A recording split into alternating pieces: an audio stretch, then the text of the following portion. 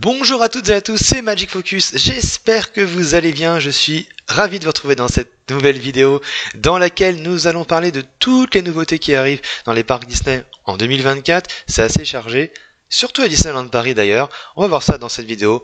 Petite récap de tout ça, alors c'est parti, mais n'hésitez pas si vous souhaitez à rejoindre le Discord du Royaume des Passionnés, c'est en barre d'infos et on parle justement de toutes ces news, on débat autour, donc vous êtes les bienvenus si vous souhaitez nous rejoindre. Et c'est parti donc pour les nouveautés, on va commencer avec les parcs étrangers et on finira sur Disneyland Paris. On va commencer avec Disneyland Resort et dès le 30 janvier l'ouverture du Pixar Pier Hotel, donc un hôtel thématisé sur Pixar. C'était l'ancien Paradise Pier Hotel qui était un hôtel que Disney avait racheté, qui existait déjà, qui était pas terrible, ils vont le rethémer sur Pixar, donc à voir ce que ça donne. A priori ça a l'air d'être assez abstrait comme hôtel en termes de design, en termes de thématisation, donc à voir, mais celui-ci ouvre le 30 janvier. Également, on a la refonte et l'agrandissement de la zone consacrée à Haunted Mansion avec une nouvelle boutique thématisée sur Madame Leota, ça c'est plutôt cool, et une refonte de la file d'attente de l'attraction. Également, on attend le retour de Fantasmic en 2024, qui avait eu un incident technique, notamment au niveau du dragon, qui était parti en flammes. Donc, retour de Fantasmic avec quelques updates pour encore un show plus féerique. On espère que ça va valoir le coup tous ces mois d'attente. Et enfin, fin 2024, le Tiana's Bayou Adventure va ouvrir ses portes. Donc, c'est la rethématisation de Splash Mountain sur la princesse et la grenouille. Concernant Walt Disney World, eh bien, on attend en 2024 une nouvelle version des Country Bears Jamboree. Donc les Country Bears, ce sont ces audio animatroniques en ours qui chantent et qui font de la musique, une attraction qui existe depuis l'ouverture de Magic Kingdom et qui est une attraction inspirée d'une idée de Walt Disney pour une station de ski qui ne s'est jamais créée. Les Country Bears, c'est quand même quelque chose de très iconique à Magic Kingdom, et ils vont en fait subir une remise à neuf en quelque sorte, avec des nouvelles musiques Disney mais dans un style country, donc à voir ce que ça peut donner. Également, on va avoir la fermeture de It's Tough to Be a Bug, donc une attraction 4D sur Mille-Pattes que l'on trouve dans le Tree of Life d'Animal Kingdom, qui va subir une rethématisation complète pour Zootopie. Zootopie va donc arriver à Animal Kingdom dans le Tree of Life, donc fermeture cette année, et le Tiana's Bayou Adventure comme à Disneyland Resort en fin d'année pour la version de Magic Kingdom. On passe en Asie, malheureusement pas de grosses nouvelles à Hong Kong, puisqu'Hong Kong va avoir son land évidemment Frozen le 20 novembre. Également au mois de décembre va ouvrir le land Zootopie à Shanghai. Donc les parcs chinois, on ne va pas trop en parler, on va surtout parler de Tokyo en Asie. Puisque ça y est, l'ouverture de Fantasy Springs, la plus grande extension des parcs Disney, sera pour le 6 juin 2024, donc Fantasy Springs. J'avais fait une vidéo qui était complète dessus, je vous renvoie à cette vidéo pour voir un petit peu ce que c'est Fantasy Springs, mais en gros 3 mini-zones réunies autour de sources magiques, donc Frozen, Peter Pan et Réponse, plus un hôtel. Voilà, donc ça ouvre le 6 juin 2024, attention, il va falloir être très patient, être très stratégique parce que l'accès ne sera garanti que via le Stand-by Pass, donc une file d'attente virtuelle, ou le Disney Premier Access, c'est-à-dire le coupe-fil payant pour une attraction seulement. Il faudra renouveler l'opération pour les autres attractions. Je sens que ça va être un petit peu complexe au début, en tout cas c'est pour les premiers mois suivant l'ouverture, après à voir comment ça se passe, mais à mon avis ça va être blindé pendant un moment. Et enfin, on va voir ce qui se passe à Disneyland Paris, il y a plein de choses pour DLP. D'abord, il y a une nouvelle saison hivernale qui arrive, la saison Symphony of Colors, et ça c'est bien parce que ça veut dire qu'il n'y a plus forcément de saison morte à Disneyland Paris, donc même si on vient en janvier et qu'on sait qu'il fera froid et qu'on sait qu'il y aura des attractions fermées, bah il y aura toujours la possibilité quand même d'avoir de l'entertainment. Donc dès le 8 janvier, une nouvelle séquence de drones, bah oui, Disneyland Paris continue sa collaboration pour les drones, qui devrait durer jusqu'en septembre, et en fait ça va être une parade dans les cieux, rappelant une célèbre ancienne parade, la parade électrique, qui va être donc rejouée d'une autre manière, et vraiment j'ai hâte de voir ce que ça va donner. Ça bien sûr c'est au parc Disneyland. Ensuite, eh bien, toujours au mois de janvier, le 25 janvier, la réouverture du Disneyland Hotel.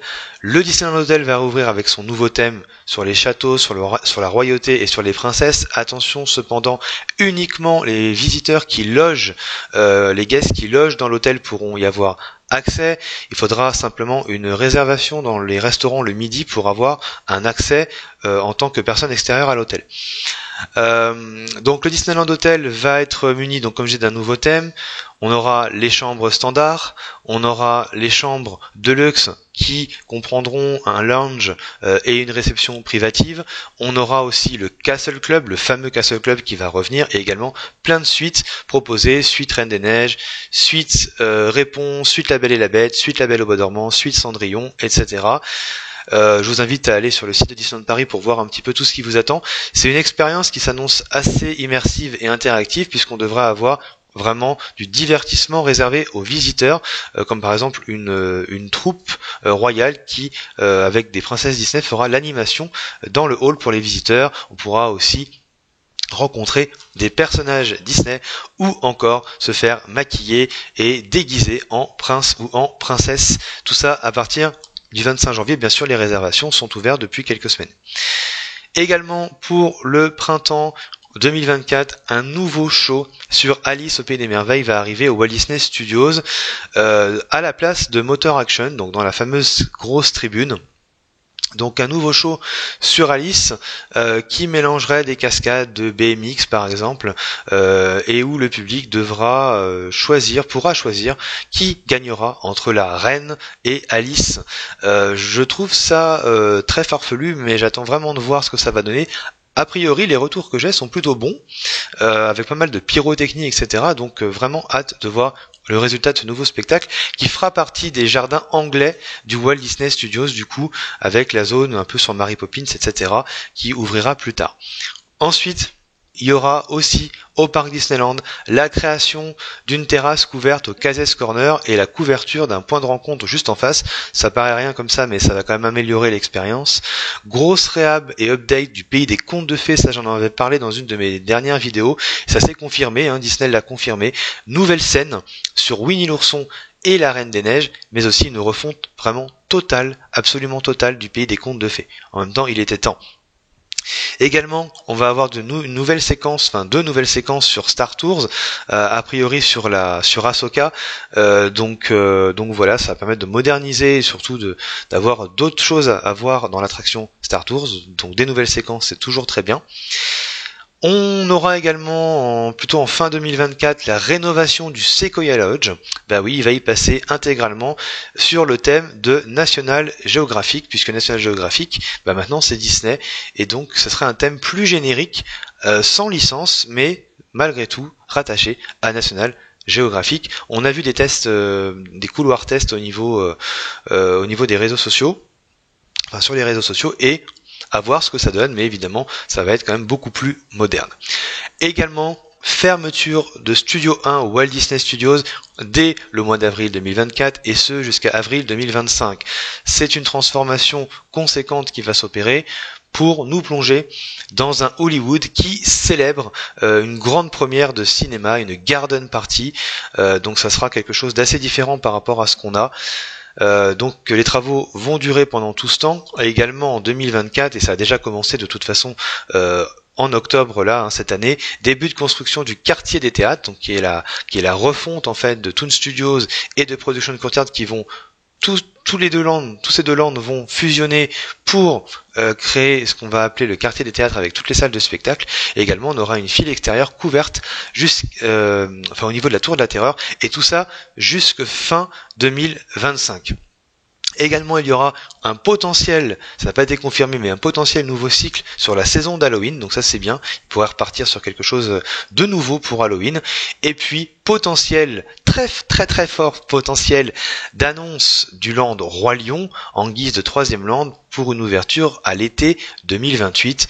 Donc ça, à mon avis, 2024, soit en début d'année, peut-être à la D23 Expo, puisque je rappelle qu'il y a aussi la D23 Expo pour annoncer pas mal de choses dans les parcs Disney en 2024, donc il se pourrait que Disneyland Paris en fasse partie, mais il se pourrait que ce soit aussi annoncé avant. En tout cas, 2024 faudra s'attendre à cette annonce puisque les choses vont bouger à partir de cette date. Voilà pour toutes les nouveautés qui vous attendent dans les parcs Disney en 2024. J'espère que cette vidéo récap vous aura plu. Bientôt, je vous ferai une petite vidéo Imagineering parce que ça fait longtemps. Merci beaucoup d'avoir regardé. À très bientôt. Salut, salut.